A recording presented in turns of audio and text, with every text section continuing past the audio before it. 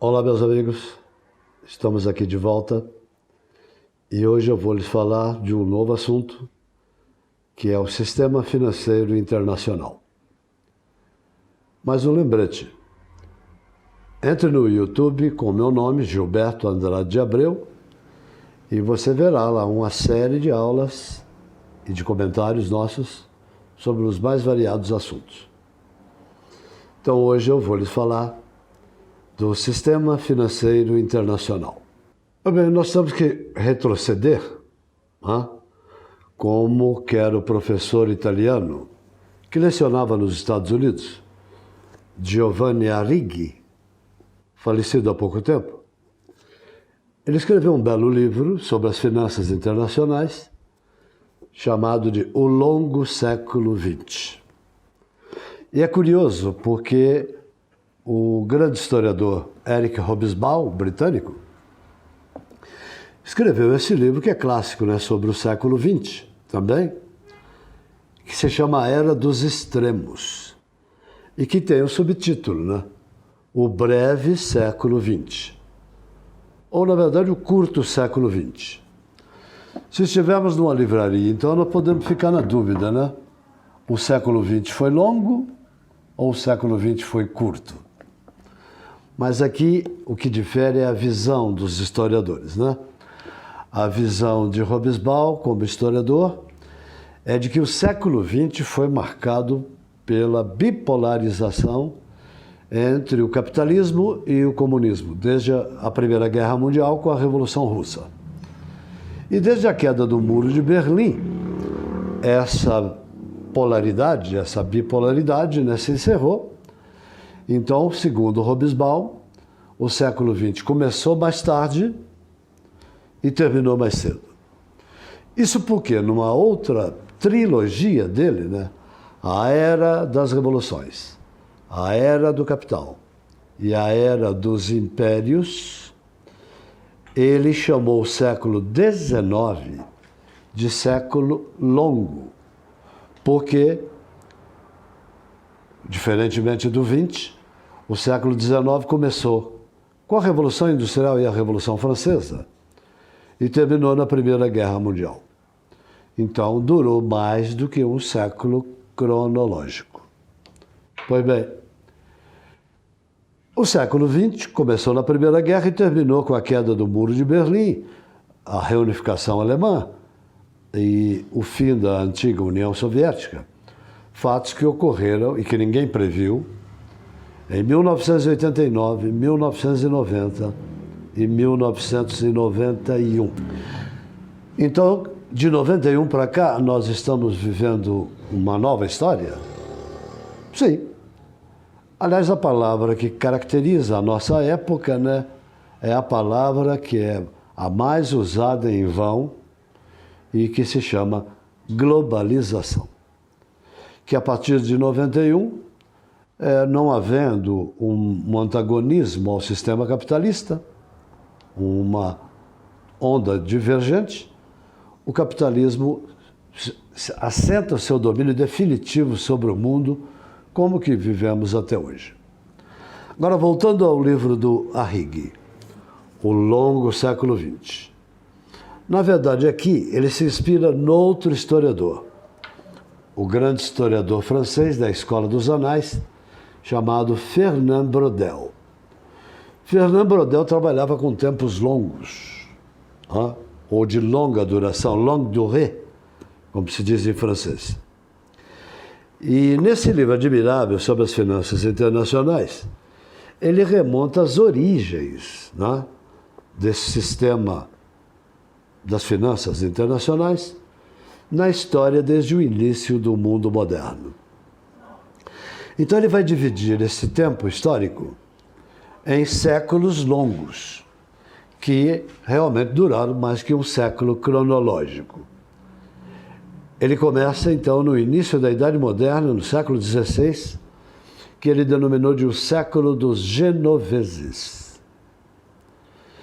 E cada século desse foi ultrapassado por outro, por um ganho de produtividade e alguma mudança tecnológica. Ao século dos genoveses, vai suceder o século dos holandeses.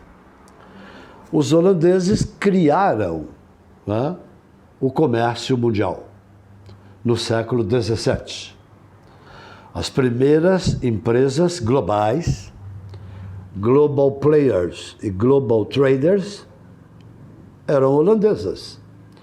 A Companhia das Índias Orientais, que levava, né, a riqueza da Indonésia e de outras possessões holandesas para a Europa, com um périplo na África do Sul, e a Companhia das Índias Ocidentais, que foi criada a partir da invasão holandesa no Brasil, no começo do século XVII, e que foi um século predominantemente holandês.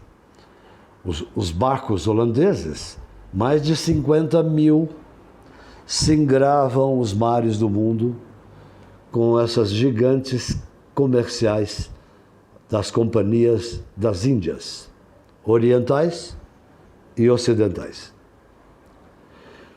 Ao domínio holandês, do século longo holandês, que durou mais de um século cronológico também, nós vamos encontrar o mais longo dos séculos longos, o século inglês, que começa com a Revolução Industrial, em meados do século XVIII, e vai até a Primeira Guerra Mundial. Então, durou mais de um século e meio,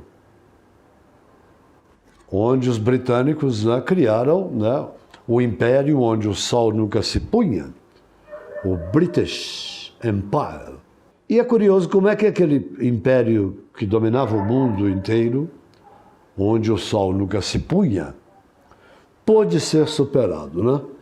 Se a gente perguntasse no início do século XX se esse fato viria a ocorrer, ninguém acreditaria nisso. Mas ocorreu. Ocorreu por uma circunstância do início do século XX, que nós vamos retomar daqui a pouco. Pois bem, as finanças internacionais, ou o sistema financeiro, não havia propriamente um sistema internacional.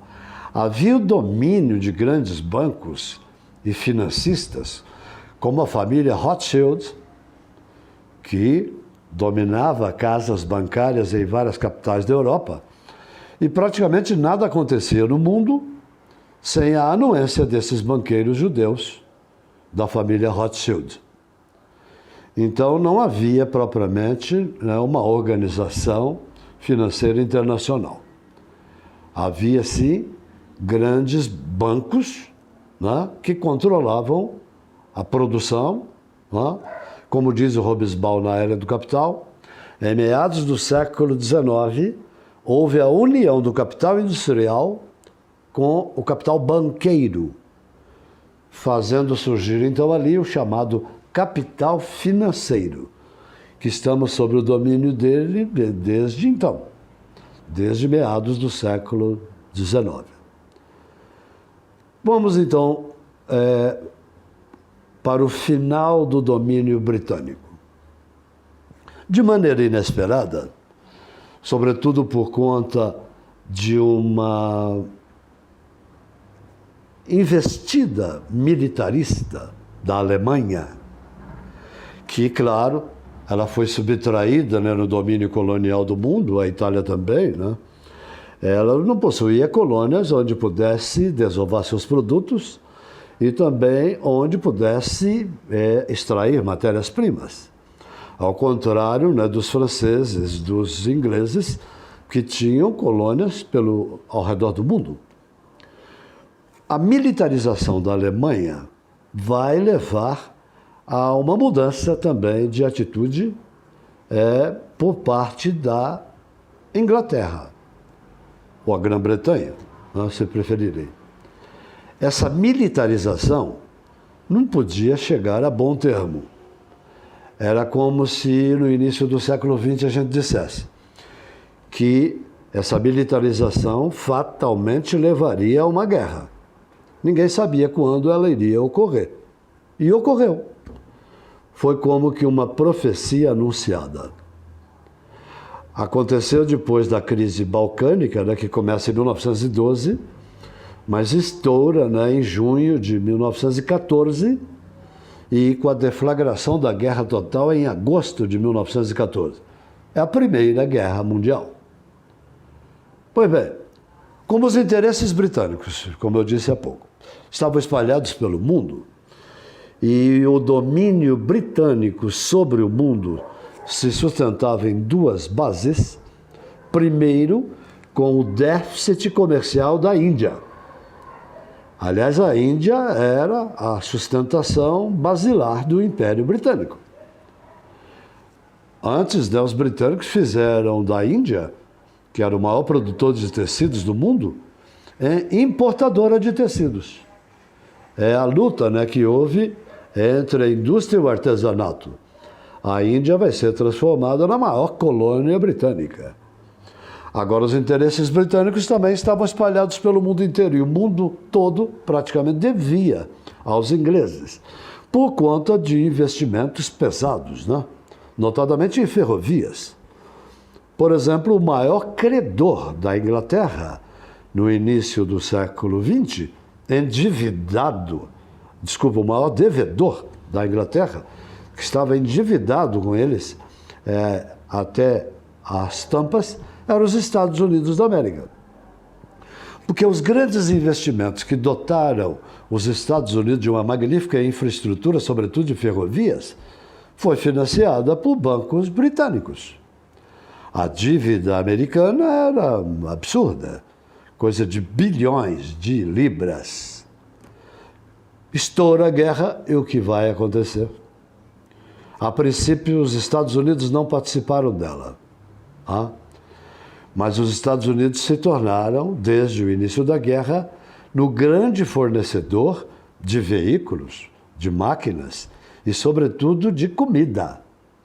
Porque os americanos já tinham criado, né, um zoneamento agrícola em seu país e já tinha se tornado o maior país agrícola do mundo. Então, quem alimentou o mundo nos anos de guerra, praticamente, foi a produção agrícola dos Estados Unidos. E na relação com a Inglaterra, a coisa vai se inverter, porque a dependência britânica e inglesa da economia americana, nos seus fornecimentos de maquinários, de blindados e, sobretudo, de comida, vai inverter a dívida. Já antes do final da guerra, porque aí os Estados Unidos entram diretamente na guerra por conta da Revolução Russa. A Revolução Russa faz com que ela saia da guerra num acordo que Lenin, o líder da Revolução, fez com os alemães, que é o acordo de Brest-Litovsk. E a saída da Rússia vai propiciar a entrada dos Estados Unidos. E quando termina a guerra, a dívida que os americanos tinham com os ingleses se inverteu. A Inglaterra se torna pela primeira vez uma potência endividada com os Estados Unidos. E a expansão da economia americana, que já tinha sido enorme antes e durante a guerra, vai se ampliar mais ainda na década de 20. Uma época tão efusiva, tão grandiosa, que foi chamada de New Age, e que levou a crença até dos americanos de que o progresso daquele país não terminaria nunca. Até é próprio de uma expressão americana, né? No limit, sem limites. Mas isso não aconteceu.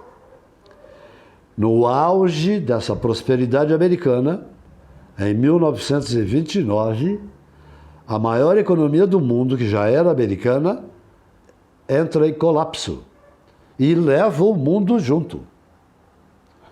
Então nós vamos ter, além da crise da democracia no período entre guerras, nós vamos ter a maior crise estrutural da história do capitalismo.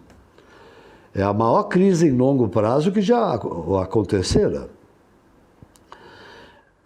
A década de 30 foi uma década de colapso. Se a gente colocar um índice 100 para a economia, o comércio mundial em 1928, antes da crise.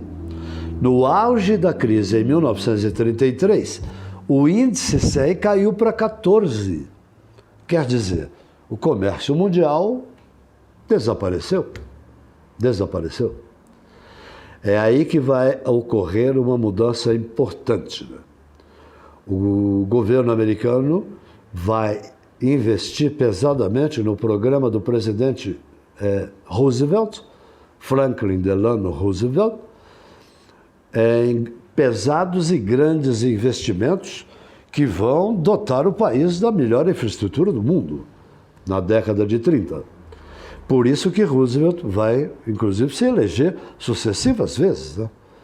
Ele foi eleito a primeira vez em 1932, foi reeleito em 36, reeleito em 40 e foi reeleito em 44. Ele só não se reelegeu mais vezes porque ele morreu em 12 de abril de 1945. Então não foi Roosevelt que, por exemplo, autorizou o bombardeio atômico ao Japão. Foi o seu vice-presidente que o sucedeu, Harry Truman. Aliás, é por isso, eu acho que até uma virtude americana, os americanos, desde a fundação do país, eles não suportam a ideia de monarca ou a ideia de governante indefinido, né, por muito tempo. É por isso que, depois da morte de Roosevelt, nos Estados Unidos, só é permitida uma reeleição. Uma. Então, a sucessão de 4 eleições de Roosevelt não é mais possível nos Estados Unidos. Uma emenda constitucional limita a reeleição a uma vez apenas. Pois bem, no finzinho da guerra, quando já era esperada a derrota japonesa e a derrota alemã, que já se anunciava no horizonte, os americanos, de maneira bastante oportunista, eles vão planejar como é que o mundo viria a ser depois de terminado a Segunda Guerra Mundial. Eles convocam, no mês de julho de 1944, uma conferência financeira e monetária numa cidadezinha colonial americana no estado de New Hampshire, pertinho do Canadá, uma cidade pequena, onde reuniram 44 países, o Brasil, inclusive, participou. Representava o Brasil os economistas Eduardo Gudin e o Roberto Campos. E o Brasil foi signatário desse tratado. São os célebres acordos de Bretton Woods, é o nome da cidadezinha.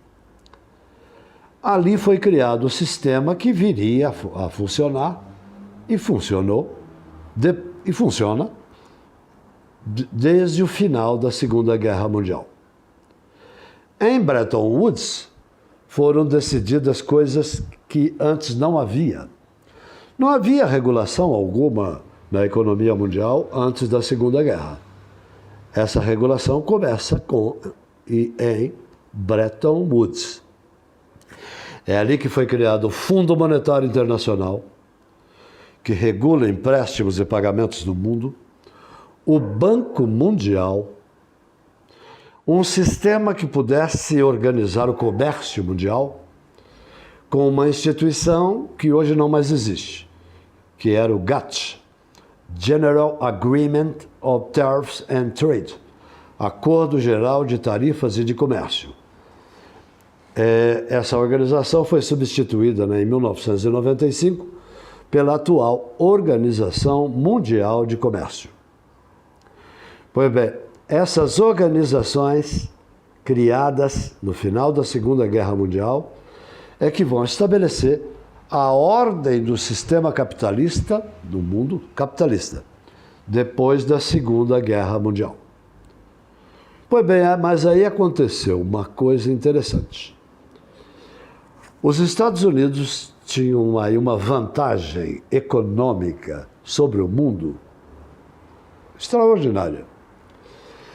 eles possuíam 70% da reserva mundial de ouro. 70%.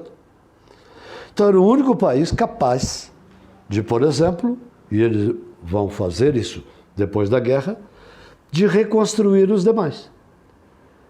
E vão fazer isso com o Plano Marshall, a partir de 1947, que vai durar até 1956, com pesadíssimos investimentos americanos na Europa. Muita gente imagina que tenha sido somente uma ajuda, não é propriamente uma ajuda. Foram gigantescos investimentos que vão determinar a completa exteriorização da economia americana. E é isso que vai provocar nos europeus uma reação. A ideia de os europeus se unirem, superando seus nacionalismos que os dividiam, surge daí, porque os europeus ficaram temerosos de que a Europa viesse a se tornar uma extensão da economia americana. Os europeus, até pela sua experiência histórica, irão fazer isso. Aí que vão surgir as organizações europeias que vão agregar os países europeus.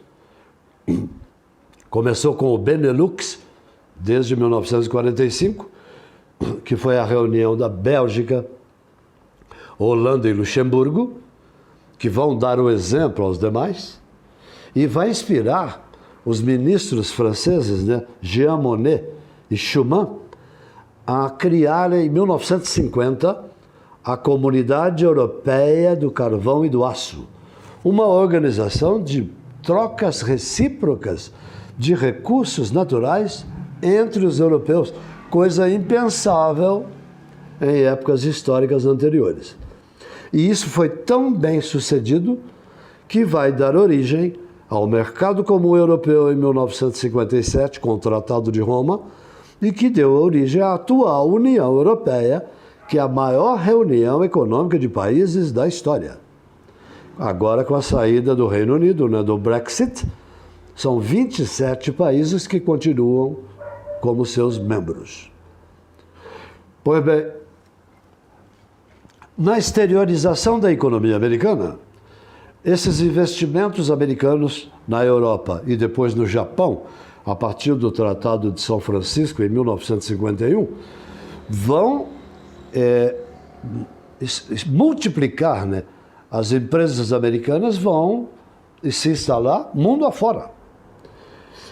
O que antes era a marca dominante do mundo, Made in England, fabricado na Inglaterra, desde há muito já se constituiu uma nova marca, Made in USA, fabricado nos Estados Unidos. Mas as empresas americanas não só produziam dentro dos Estados Unidos, passaram a produzir em escala global. Mas na visão do presidente Roosevelt, lá mesmo em Bretton Woods, o Roosevelt era um indivíduo muito decente. Ele tinha uma visão unionista. Ele imaginou que o que aconteceu com o New Deal dentro dos Estados Unidos pudesse acontecer em escala mundial, com a colaboração entre os países, claro que aí sob a hegemonia americana. Mas ele foi sucedido por Truman, que aí não era unionista, ele era um divisionista. Tanto que a doutrina que leva seu nome, que é de 1947, a doutrina Truman, é que vai provocar a Guerra Fria, um enfrentamento com a outra grande potência vencedora da Segunda Guerra Mundial, a União Soviética. Isso que vai provocar a Guerra Fria. Aliás, as duas superpotências nunca se enfrentaram diretamente, mas se enfrentaram por terceirizações, porque muitas guerras aconteceram para os americanos na contenção, a política de containment, contenção do avanço comunista. A primeira dessas guerras foi a da Coreia, de 1950 a 1953, e depois a Guerra do Vietnã, mais sanguinária ainda, que vai durar desde o final dos anos 50 até 1973. Olha, esses investimentos americanos mundo afora, na recuperação europeia, na recuperação japonesa, e também esses investimentos militares, não só das guerras, mas armando seus aliados, vai permitir uma liquidez internacional de tal ordem que vai acontecer nesse período o mais longo período de crescimento econômico da história. Os anos 50 foram chamados de anos dourados. Alguns chamaram de os anos de ouro do capitalismo, que seria o final dos anos 40, os anos 50 e os anos 60, até o início dos anos 70. Mas uma coisa que eu não disse aqui, mas é oportuno ainda dizer, que desde Bretton Woods, essa hegemonia americana, ela foi acompanhada da imposição pelos Estados Unidos, e como o mundo estava arrasado, destruído, não pôde reagir, a imposição da moeda americana como moeda de livre curso internacional que persiste até hoje. A moeda de livre curso internacional é o dólar. Agora está havendo a contestação por parte da China. A China já está realizando negócios de bilhões, sem usar o dólar. Está usando a sua moeda, o yuan. Isso pode ser o início do fim da hegemonia exclusiva do dólar. Mas isso é um outro assunto que vai merecer nosso comentário, né, num encontro futuro. A única pessoa que reagiu em Bretton Woods foi o grande mentor do New Deal nos Estados Unidos, que foi o economista britânico John Maynard Keynes. John Maynard Keynes. Ele escreveu um dos livros mais importantes do século XX, A Teoria Geral do Emprego, dos Juros e da Moeda. Olha, muita gente até perguntou se ele era capitalista, né? Porque ele coloca a moeda em último lugar e o emprego em primeiro. General Theory of Employment, Interest and Money. Teoria geral do emprego, dos juros e da moeda. Então, os investimentos estatais para Keynes é que permitiram a sua adoção no New Deal nos Estados Unidos, onde o presidente Roosevelt fez o maior investimento em infraestrutura da história da humanidade e que eliminou o desemprego nos Estados Unidos. E a guerra depois completa o trabalho. Essa hegemonia do dólar deu aos Estados Unidos, né, o domínio mundial por décadas. Até que esse esquema de Bretton Woods começa a ser abalado quando o presidente Richard Nixon, em 1971, resolve acabar com a garantia ouro do dólar. Você se lembra do filme, né, 007 contra Goldfinger? Com o Sean Connery ainda? Existe uma cena lá em Fort Knox, que é onde os americanos guardam a sua reserva monetária, né, em ouro, que é uma gigantesca fortaleza subterrânea de uma dezena de andares subterrâneos, onde tem a maior quantidade de ouro do mundo até hoje, em Fort Knox. Acho que é a única vez que deixaram filmar, né, essa reserva monetária lá nos Estados Unidos, em Fort Knox. Quer dizer, o dólar tinha garantia ouro e isso era também a garantia dos outros países. Olha, finda a garantia ouro do dólar em 1971, resta a pergunta, o que é que garante então o dólar? Você me dirá, a maior economia do mundo, por enquanto. Tudo bem. Só que a falta de reserva ouro vai propiciar uma explosão financeira, que na verdade já tinha começado a ocorrer, mas a partir daí ganha uma dimensão absurda. Hoje há mais dinheiro em circulação, muitas vezes mais, dezenas de vezes mais dinheiro em circulação do que riqueza.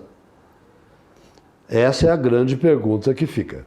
Será que o capitalismo vai sobreviver ao seu próprio sucesso?